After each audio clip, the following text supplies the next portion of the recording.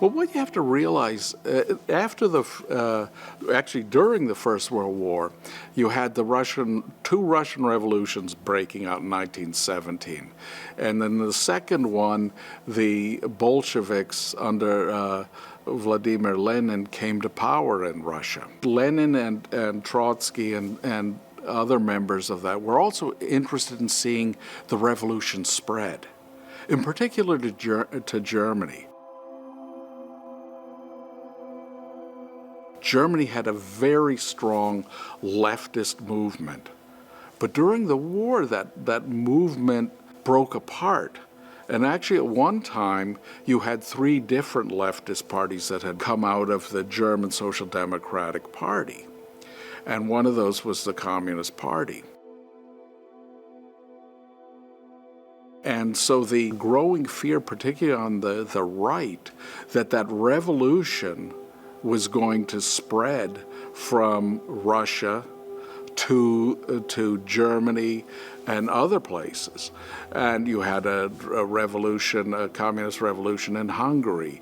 You had in Munich something that Hitler witnessed. You had two Soviet republics that were created that were very short-lived.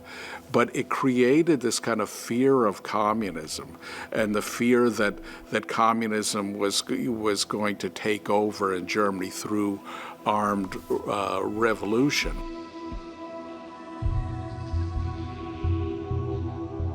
And so the Nazis played upon these fears of revolution and, attributed, of course, it's the Jews that are behind communism, and they would point to the fact that Karl Marx was Jewish, so that a number of the high leading officials in the Communist Party and in Soviet Russia were Jewish, or those in the Munich Soviet republics. So they would play on these two things, linking it, communism to the Jews, but creating this image of a real communist threat in Germany. Now, what is important to realize about this story is that the German Communist Party became the second largest after the Russian Communist Party. That is, and it was growing by the end of the 1920s and early 30s. So you had the Nazis in July 1932, were the leading party in the Reichstag, the German Social Democratic Party. Socialist Party was number 2, and the Communist Party was number 3. And they were gaining more and more adherents, often at the expense of the German Social Democrats.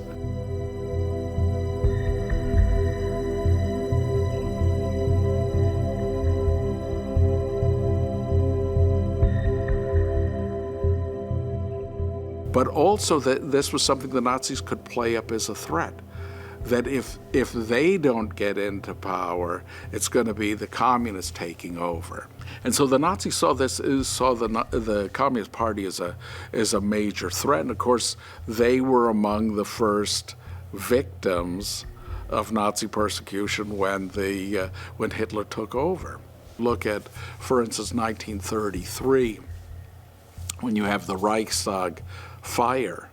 The Nazis immediately blame that on the communists and say this was the signal for an armed revolution.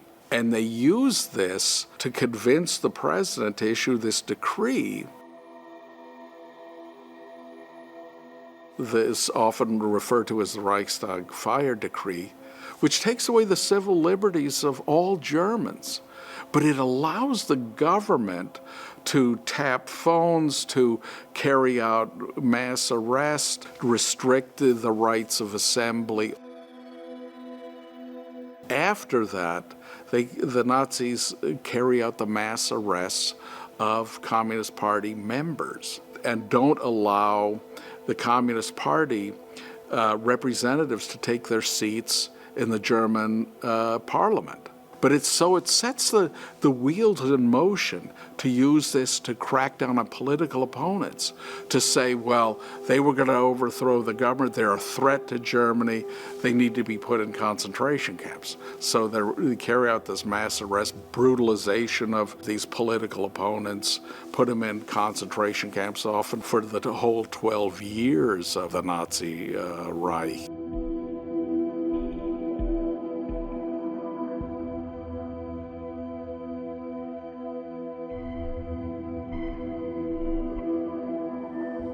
And then, of course, this is something they constantly play up, the threat that communism it represents on a global or a European way. And then, of course, after the invasion of the Soviet Union, they begin to use all kinds of atrocity propaganda against the Bolsheviks.